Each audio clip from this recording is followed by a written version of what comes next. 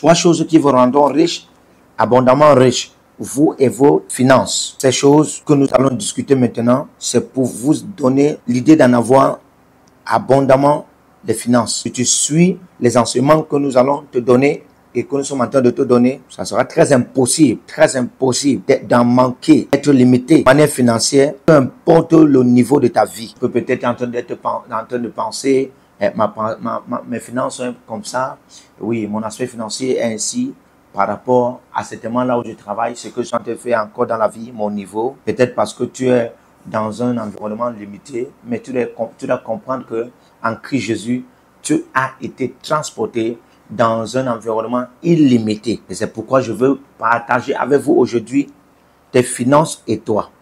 J'aimerais partager tes finances et toi. Et les finances viennent pour ceux qui ont cette connaissance qui est juste aujourd'hui. Ainsi, les définitions que je vais te donner sont des définitions les plus faciles. Et ce sont des définitions qui fonctionnent. Ce sont des définitions qui sont rentables. J'ai dit tes finances et toi. Maintenant, la plupart des fois, le mot finance dans le cadre grammatique de la communication, les finances sont beaucoup mis au pluriel. Mais quand vous voulez définir les finances, vous devez mettre cela à des termes singuliers pour que cela ait un sens. Maintenant, qu'est-ce que les finances? Une définition très simple. Le management de l'argent. Maintenant, suivez les simples, parce que suivez mes définitions, parce que les professeurs économiques, la plupart d'eux n'ont pas de l'argent, mais ils vous enseignent en ce qui concerne l'économie financière.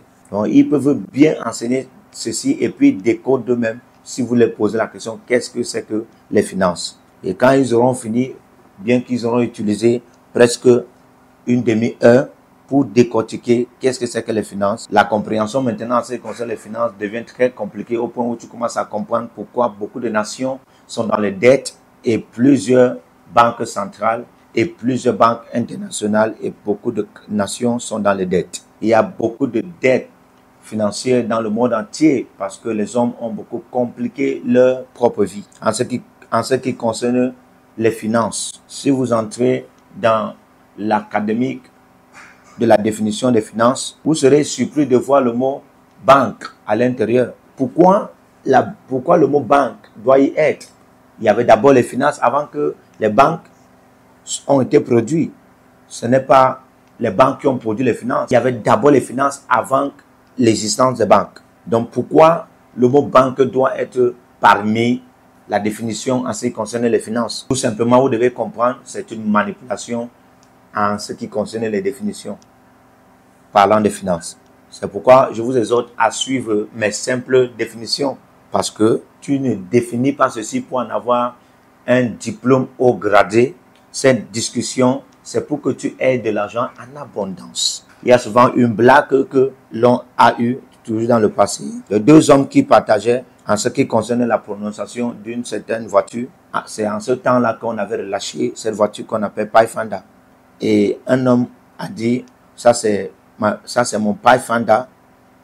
Et un autre lui a dit, non, c'est pas comme ça qu'il faut prononcer Pathfinder. Et il a discuté encore et encore. Et finalement, celui qui avait la voiture lui a dit, ça va, c'est trop.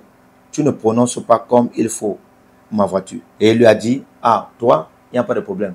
Toi, tu as la prononciation, tu connais bien la prononciation, mais moi, j'ai la voiture. Donc, quelqu'un est occupant de la prononciation, mais quelqu'un d'autre est occupant de la voiture. Certains ont la définition des finances, certains ont la définition des finances, certains ont les finances. Donc, la première simple définition de les finances, c'est le management de l'argent. Alors, la question, c'est qu'est-ce que l'argent? Si le management de l'argent, c'est la définition des finances, qu'est-ce que donc l'argent?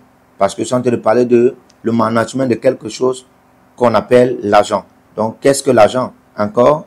Alors, on a encore ce qu'on appelle la définition académique de ce que c'est que l'argent par des gens qui n'ont même... Mais ce que je vais vous faire comprendre aujourd'hui, c'est très simple. L'argent, c'est quelque chose généralement accepté comme un médium d'échange et une mesure de l'économie une mesure de l'économie valable et qui a plusieurs moyens de paiement. Avec cette définition, avec ces simples définitions, apprends donc à en avoir de l'argent dans toutes choses. Parce que la pauvreté ou la richesse dépendent de ces deux paraphrases, ces deux simples paraphrases que je viens de faire.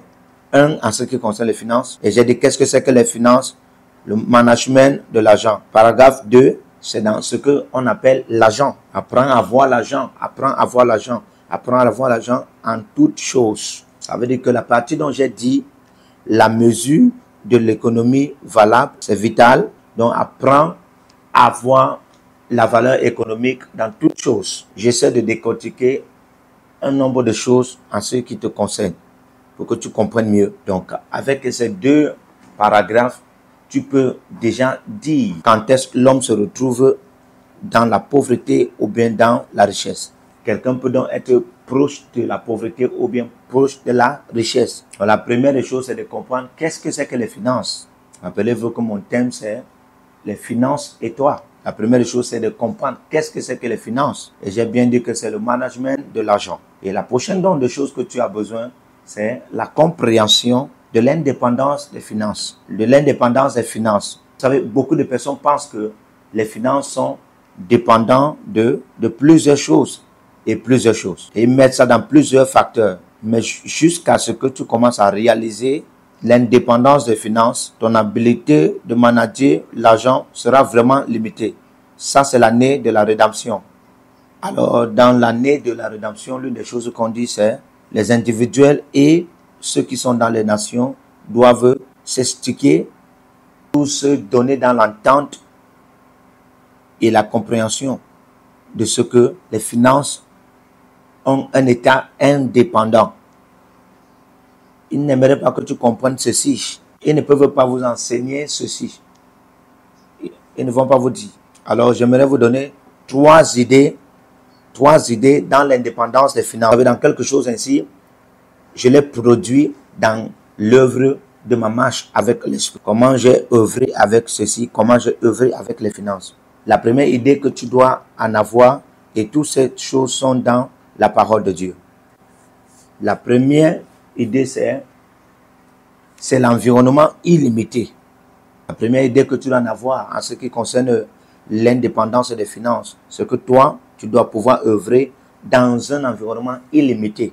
Où les finances se trouvent, oui, l'argent peut se trouver dans des environnements illimités. Donc, si tu penses que tu travailles dans cette société, tu es en train de te limiter. Et si tu penses que ton salaire est ainsi, ton salaire est cela, parce que là où tu travailles, tu as déjà un environnement limité. En Christ Jésus, tu as été transporté dans un environnement illimité. C'est pourquoi Joseph est devenu riche, parce qu'il n'a pas négligé les rêves qu'il en avait. Parmi tous ses frères, il est devenu riche. Et c'est pourquoi les rêves ne doivent pas être négligés. Et oui, il peut aussi en avoir un rêve que tu as décidé de prendre sérieusement. J'ai posté un message en 1990. Ça fait déjà combien d'années ainsi? Et le thème était « Nettoie tes rêves ». Est-ce que quelqu'un a déjà écouté ce message? Pour plusieurs personnes qui ont écouté ce message, il y a l'original de ce message. Comment, quand tu as un message, prends le meilleur de ton message. Laisse le reste. Prends ce qui est meilleur là. Œuvre dans cela. Même Salomon a eu un rêve. Salomon a vu un rêve. Et Dieu lui parlait. Quand il s'est réveillé, il a rendu compte qu'il avait un rêve. Et il a pris ce rêve et l'a mis en pratique. Sinon, il pouvait prendre ce rêve et dire, je m'en fous. En fait, c'est juste un rêve. Mais il n'a pas négligé ce rêve. Parce qu'il s'est dit, c'est une pensée spirituelle. C'est une idée. Ça peut apporter un plus. C'est comme tu peux en avoir un ami et tu penses que celui-ci, il est ainsi. Et puis, mais la même idée peut être sur quelqu'un d'autre. Et quand il a cet ami, même si l'ami lui considère, et ça peut produire un impact. Il a dit, ah, c'est juste une idée, c'est juste une idée. Mais non, attention, les idées ont changé le monde. Le monde a eu de mêmes rêves. Au point où Dieu lui a dit, ah, demande ce que je te donnerai. Et il a parlé à Dieu, et Dieu lui a dit, ok, je vais te donner cela. Tu seras plus sage que tout le monde. la Bible déclare que quand il s'est réveillé, il s'est rendu compte que c'était un rêve.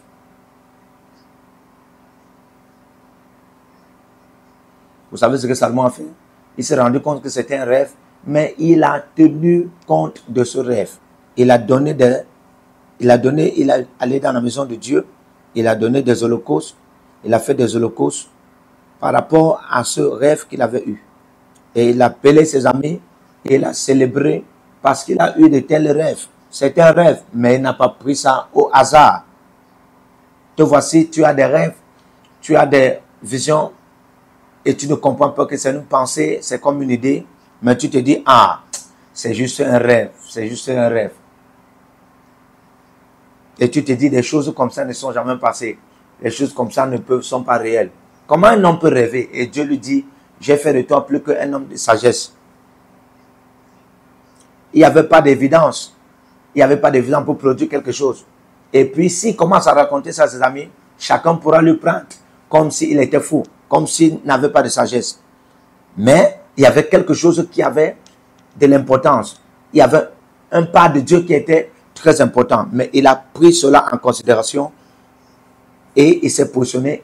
Il a commencé à considérer cette sagesse et par cette sagesse, il a commencé à faire un jugement au point où tout le monde entier est venu vers lui. Et la Bible déclare, tous les hommes, les rois sont venus pour écouter la sagesse qu'il en avait en lui. Ainsi, tu es dans un environnement illimité. Tu n'es pas limité par ce bureau. Tu n'es pas limité par cette société. Tu n'es pas limité par ces nations. Écoute-moi, mon frère. Dis après moi, j'opère dans un environnement illimité. J'opère dans un environnement illimité. C'est pourquoi je peux te dire ceci. Aussi loin que ta pensée peut être, aussi loin que ta pensée peut toucher, ainsi tu peux être très loin et tu peux ainsi être avec de grandes visions dans tout le monde entier de manière globale. Mais tes choses sont globales. Nous faisons des choses globales ici. Nous avons eu une soeur ici qui a eu la même pensée et elle a dit qu'elle peut en train de construire une grande cathédrale. Tout le monde peut en avoir ses pensées. Mais c'est la personne qui prend ses pensées pour mettre en pratique qui fait en réalité donc de l'impact. J'ai rencontré certaines personnes. Lorsque tu leur demandes que qu'est-ce qu'ils font bien, qu'est-ce qu'ils ont à faire, après ce qu'ils vont te dire, tu vas penser, tu vas te dire qu'ils ont une grande société. Alors qu'il n'a qu'un seul devoir quelque part et il n'est pas si grand que ça. Juste parce que tu l'as envoyé pour aller rencontrer quelqu'un. Voici l'homme que tu as rencontré et tu lui as même commissionné d'aller voir tel homme. Mais la manière dont il te parlait, c'était comme s'il avait une grande vision. Oui, de telle personne a une grande vision. Deuxième idée, les ressources illimitées. Maintenant, essayez un peu d'étudier le mot ressources. Quand on dit ressources, qu'est-ce que cela signifie? Ça veut dire toutes sortes de quantités courantes qui peuvent être extraites pour produire la richesse. Toutes sortes de quantités nouvelles ou anciennes ou courantes. C'est-à-dire, ça a été là, c'est là, ou ça a toujours été là, qui peut être extrait pour produire de la richesse abondante. J'ai utilisé le mot quantité pour une raison. Et qu'est-ce que la quantité? La quantité signifie toute chose qui a une magnitude, qui peut être expliquée en termes de mathématiques comme une variété constante. C'est donc pour produire la richesse la richesse peut être mesurée. La richesse peut être mesurée et utilisant le mot quantité, j'en avais ce but, c'était d'expliquer aussi la richesse. Parce que la richesse aussi peut être définie comme toute quantité qui a l'économie utilisable. Donc, ça veut dire que si tu peux produire la richesse, ça veut dire que tu peux produire quelque chose de magnitude qui a de l'utilité économique. Que cela a l'économie utilisable. Ceci, avec ces sagesses, l'on peut maintenant commencer à comprendre que je peux créer là, je peux créer les ressources. Et je viens à ce point où je comprends aussi que si je peux créer des ressources, je peux créer la richesse. Et pour ce faire, j'ai donc les richesses illimitées, de même que j'ai les ressources illimitées. Donc je ne suis pas limité par ce qu'on appelle ressources, parce que moi je peux créer de nouvelles ressources, parce que j'ai des richesses illimitées. C'est une simple définition. Libère ta pensée. Ça, c'est l'année de la rédemption.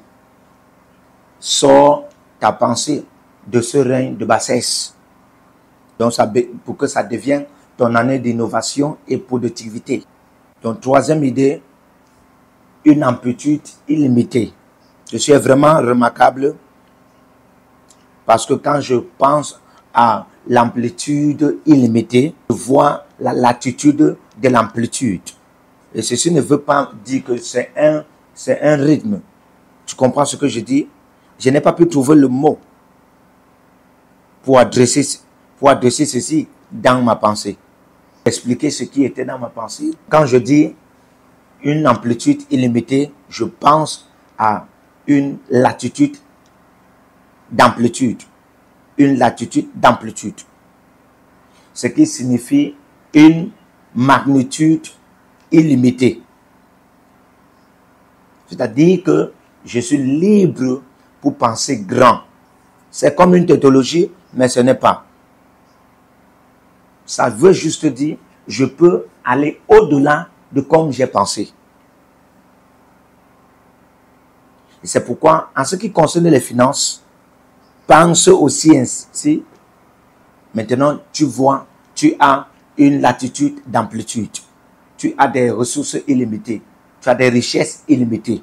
Ça parle de la magnitude. Ça parle du poids. Ça parle aussi de la largeur. Ça parle aussi de l'expansion. Et avec ceci, commence à comprendre que tu as de l'indépendance en ce qui concerne les finances. Et ces trois idées de les finances indépendantes. Et parmi vous, certains vont entrer dans ce règne à partir de ces 6 mois au nom de Jésus-Christ. Que le Seigneur vous bénisse. Partout où vous êtes connectés au prophète Jérémie Naou, à la source de feu de Jéhovah Tabira. Donc si vous vous connectez par vos semences, vous allez puiser du feu, le feu dévorant. Donc connectez-vous maintenant partout où vous êtes. Au Togo, voici, nous avons le flux de Togo. Connectez-vous maintenant. Du Togo, connectez-vous et puisez le feu dans vos batailles. Vous êtes en Côte d'Ivoire, connectez-vous maintenant par MTN et libérez votre semence par Wave sur Flows ou comme sur MTN et puisez le feu dévorant du Saint-Esprit dans vos batailles. Au Gabon, maintenant prenez les contacts et libérez votre semence. Libérez votre semence maintenant.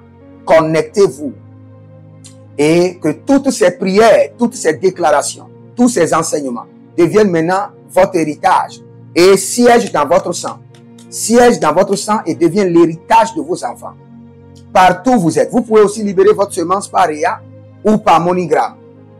Et vous mettez le nom du prophète Jérémie Naoum qui est là, sur la fiche, et vous mettez le pays, le Togo, et vous mettez mon contact, et vous verrez la gloire de Dieu. Et le Seigneur ne manquera pas de vous bénir. Et vous pouvez aussi vous inscrire à l'école prophétique Les Aigles en Action, à l'Institut biblique L'Aigle de la Révélation. Vous êtes un jeune pasteur, inscrivez-vous maintenant. Et vous voulez une section de délivrance personnelle, inscrivez-vous maintenant. Vous voulez une consultation prophétique personnelle ou VIP, inscrivez-vous maintenant. Vous avez quelqu'un qui a été malade et vous voulez que je prenne soin de la personne et que je prie pour la personne. Vous avez quelqu'un qui a une maladie qu'on ne comprend pas, inscrivez-vous maintenant. Et vous verrez la gloire de Dieu. Tous ces enseignements, ces prières sont à vous. C'est votre héritage. Utilisez-les, priez avec, partagez et vous verrez la gloire de notre Seigneur Jésus-Christ de Nazareth. Et n'oubliez jamais, avant de partir, libérez vos semences et écrivez, l'Éternel a parlé, l'Éternel a agi. Shalom.